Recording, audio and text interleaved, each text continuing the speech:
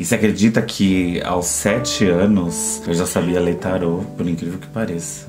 E eu não sei porquê, da onde que começou isso e da onde que veio essa vontade de ler tarô, assim. É uma coisa bem maluca, né? Daí se você pensar sobre espiritismo e sobre coisas de bruxa, assim, é uma loucura. Porque com 7 anos, como é que uma criança com 7 anos consegue entender o que é um tarô e o que são bruxas? A gente fantasia isso, mas ao mesmo tempo a gente não sabe se isso é verdade. Ou até que momento aquilo realmente acontece, né? A gente fantasia por causa dos contos de fada, essas coisas assim. Mas eu não tinha medo, era como se fosse uma esperança, né? Olá, meus amores! Olá, meus fichichinhos! Tudo bem com vocês? Meu nome é Leona, quem ainda não me conhece pode me conhecer, eu vou dar essa chance de se inscrever no meu canal, no nosso canal. É só se inscrever, ativar as notificações, que é um sininho que tem aqui embaixo, e também você pode, se quiser, me seguir nas redes sociais. Tem o Instagram, tem o Facebook, tem o Twitter e também o TikTok. Vai lá que a gente se encontra nas redes sociais e a gente pode conversar um pouquinho. E hoje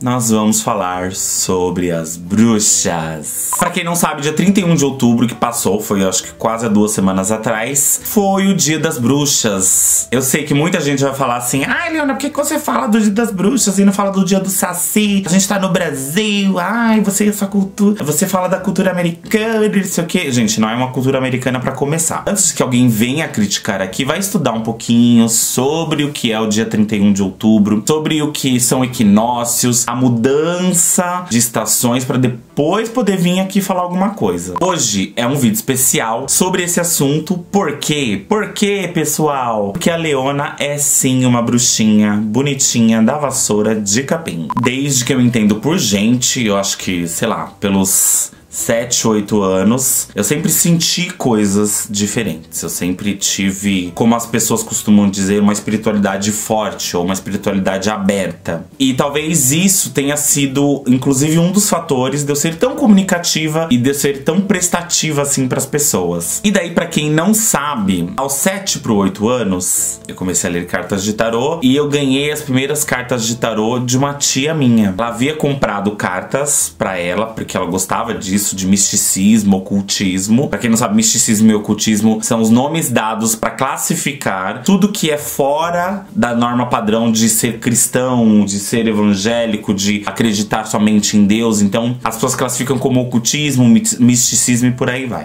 E eu era fascinada, porque na verdade a gente enquanto criança realmente é fascinado por essas histórias. Nós somos influenciados por histórias de contos de fada, por bruxas, por duendes e por todos esses seres mágicos. Quando a gente cresce, a gente parece que perde um pouquinho disso. O normal é você ser católico, é você ser evangélico, é você respeitar a Deus. Não que Deus tenha alguma coisa a ver com isso ou não tenha a ver com isso, mas a gente aprende assim, né? Porque nós somos ensinados pelos nossos pais, nossos avós, e algumas pessoas, como eu, têm a liberdade de poder transitar em todas essas religiões. Eu já inclusive fiz alguns vídeos sobre religiões, acho que eu vou deixar linkado algum vídeo aqui pra gente poder falar sobre isso, porque é legal conversar sobre religião. Eu posso não concordar com a sua religião, mas eu posso respeitá-la. A partir do momento que eu respeito a sua religião, você respeita a minha e tá tudo certo. E a gente pode conversar sobre isso. Por isso que nós temos que discutir. A Leona, logo no começo, teve essa sensitividade muito aflorada. E eu sempre tive uma coisa muito forte com sonhos. Eu não sei, vocês têm isso também com sonhos? Dizem, né, os estudiosos dizem, e eu já estudei bastante isso, que quando a gente sonha com alguma coisa que a gente não para de lembrar desse sonho, por exemplo, sei lá, você sonhou com um tsunami. Então quando você não para de lembrar do tsunami que você sonhou, ah, eu sonhei com o tsunami, e fica o dia inteiro martelando aquilo na sua cabeça, é porque alguma coisa tem. Então é bom você procurar o significado de por que você sonhou com o tsunami e o que significa tsunami, pra ver se tem alguma relação com a tua vida. Porque de repente é, de fato, um momento turbulento, ou é de fato um momento de felicidade, ou é de fato um momento que vai acontecer algo inesperado, algo legal. Mas eu não estou falando isso do significado do tsunami, tá? Eu estou falando isso de quando a gente sonha. E eu tive muito isso e tenho ainda hoje muito essa sensitividade com os sonhos. Eu me ligo muito com os meus sonhos e eu acho que eles fazem parte da minha vida, sim, da minha vida real, fora do meu subconsciente. Então, por me ligar muito com sonhos, eu já sonhei, desde que eu era pequena, com coisas sobrenaturais. Eu já sonhava com coisas sobrenaturais, como, por exemplo, sonhar com as pessoas voando, sonhar que eu estava levitando, sonhar com maré. Ah, tem uma outra coisa que eu queria perguntar pra vocês sobre sonhos. Vocês Vocês já sonharam que estavam caindo e não conseguiam cair? Assim, não caindo,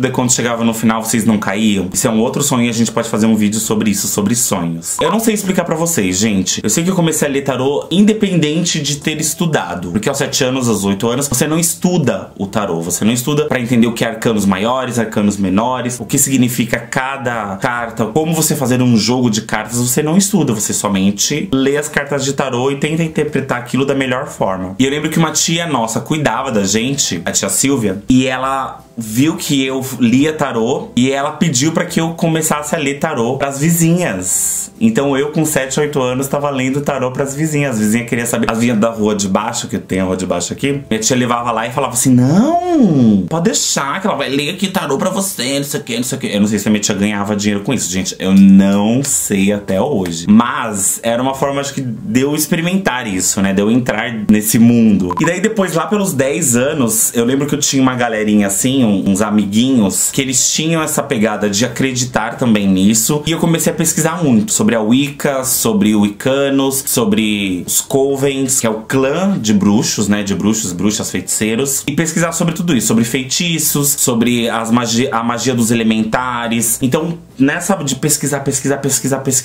na internet, pesquisava não sei onde, pesquisava em livro, ia na biblioteca, porque na minha época a gente ia na biblioteca pra poder pesquisar sobre essas coisas. E daí eu descobri um mundo totalmente novo. E eu descobri que eu tinha que ou entrar dentro de um clã, dentro de um Coven, ou então fazer a minha auto-iniciação na bruxaria. E foi aí que eu decidi que eu faria minha auto-iniciação na bruxaria. Gente, é uma história tão legal assim, porque eu me sentia em paz, eu sempre me senti em paz. Como eu já disse em outros vídeos também, hoje eu não pratico nenhuma religião, nenhum tipo de fé, nenhum tipo de credo. Hoje eu não pratico nada. Eu tenho as minhas crenças, eu tenho coisas que eu acredito, eu puxo muito sardinha pra algumas coisas, como por exemplo a Wicca, mas eu efetivamente não pratico nada. De repente, foi até uma coisa pra eu escapar dessa minha espiritualidade muito forte, porque eu já tive casos assim, já tive histórias assombrosas, como por exemplo, uma amiga minha, a gente tava na casa dela, a Kelly, ela pediu tanto pra que eu lesse tarô pra ela, que eu falei assim: ai, tá bom, gata, vamos lá, que eu vou ler tarô pra você. Isso já tava no final da adolescência, começo da fase adulta. Tudo bem, gata, vou ler pra você, coisa e tal. A gente foi pra casa dela, a gente ficou lá no quarto dela, e ela também tinha uma espiritualidade muito forte, e ela frequentava o candomblé, só pra contextualizar vocês. Eu comecei a ler as cartas, e ela era apaixonada por um menino, e ela queria perder a virgindade, porque ela ainda não tinha perdido a virgindade. E eu lendo as cartas e não sei o que, falei assim pra ela: ó, na leitura da carta, isso eu lembro, tá, gente? Na leitura, na interpretação das cartas. Pelo que eu tô lendo aqui, pelo que mostra as possibilidades das cartas, existe realmente uma força muito forte com você, e que essa força é uma força benigna, mas que você tem medo. É uma força do bem, só que você tem medo. E talvez essa força, combinado com esse medo que você tem, impeça que você realize um dos seus sonhos, um dos seus desejos, que é justamente você perder a virgindade com alguém que você gosta. Porque o sonho dela era perder a virgindade com um carinha que ela gostava. Sabe aquela história de menina? Vou perder a minha virgindade com o primeiro namorado, ou com um carinha que eu gosto. A maioria de nós tem. Então, no caso dela, as cartas viam que a possibilidade dela perder a virgindade, ou dela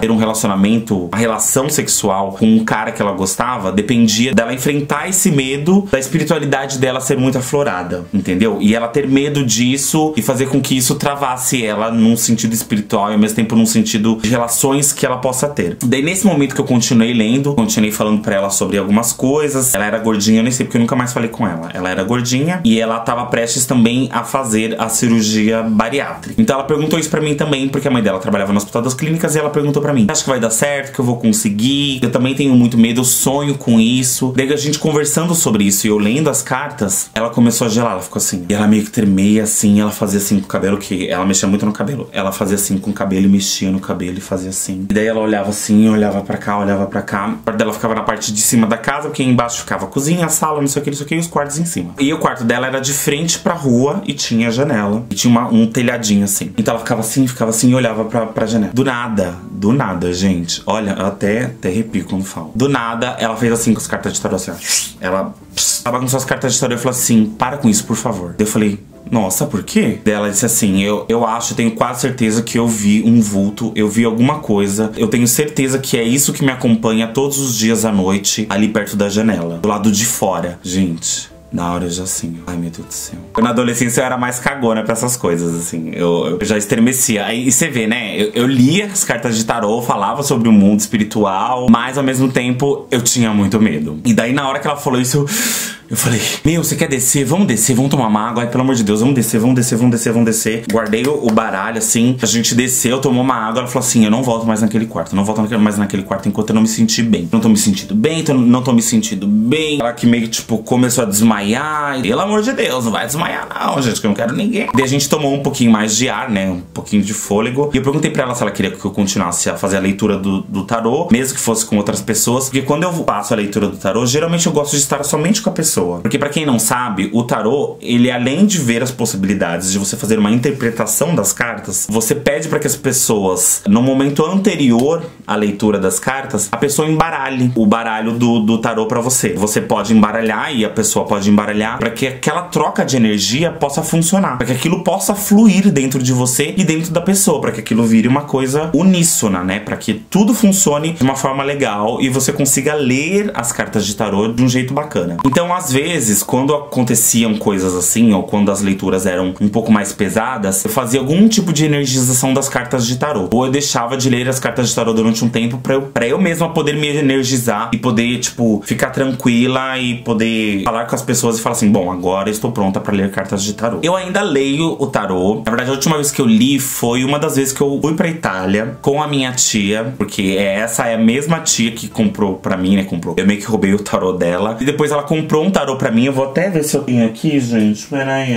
para não falar que a gata tá mentindo, hein? Ele tá meio empoeirado, gente. Mas, ó, esse tarozinho aqui, não sei se vai estar focando. Esse é o tarô que eu tenho, que eu uso atualmente. Esse é o tarô das bruxas. Deixa eu só pegar aqui direitinho. Ele possui um manualzinho de instruções, digamos assim. Ele possui todos os arcanos maiores, né? A gente chama de arcanos maiores, que são aquelas cartas... Você pode fazer uma leitura rápida. Tarô, você não precisa necessariamente abrir um tarô inteiro com as 70 e... Gente, já até esqueci quantas cartas estão. São 22 arcanos maiores e são 56. Alguém me corrija aí, por favor, que estiver assistindo, gente. Eu tenho certeza que alguns amiguinhos aí vão me corrigir. Não tem todas as cartas aqui, somente os arcanos maiores. E eu gosto, eu prefiro ler porque é uma leitura, pra mim, flui melhor. As pessoas que vão falar aqui agora, curtirem o baralho completo, também tá tudo legal, tá, gente? Essa é uma das histórias que eu queria contar pra vocês sobre tarô, sobre ser bruxinha. Eu continuo ainda acreditando muito em muitas coisas da Wicca, como, por exemplo, a ligação que nós temos com a natureza, a ligação que o ser humano tem com o divino dele, com a parte divina, com a parte espiritual, de que não existe somente uma força chamada Deus no universo, ou como vocês queiram chamar, existem outras forças e de que isso pode sim ser explicado e de que isso pode sim ser bem trabalhado. Então a Wicca, ela traz essa projeção, ela traz essa visão de que o mundo, ele é habitado por energias e por outros seres que a gente desconhece num sentido visível da coisa, né, no sentido palpável da coisa, mas que ajuda todo o universo a fluir, toda a natureza e todos os seres humanos a fluírem. Eu acredito muito nesses princípios da Wicca. E eu quero que vocês deixem aqui nos comentários se vocês gostaram do vídeo, de um vídeo bacana como esse. Eu gosto muito de falar sobre isso. Se vocês quiserem, a gente pode fazer um vídeo sobre sonhos, um outro vídeo sobre o que eu já fiz de já ler cartas de tarô, que eu tenho tanta história pra contar pra vocês sobre isso, gente. Eu tenho tanta história. Eu quero que vocês deixem aí se vocês gostam de histórias assim. Eu posso contar sim pra vocês. É só vocês deixarem nos comentários. Me sigam nas redes sociais e a gente se vê num próximo vídeo. Beijinho e até lá.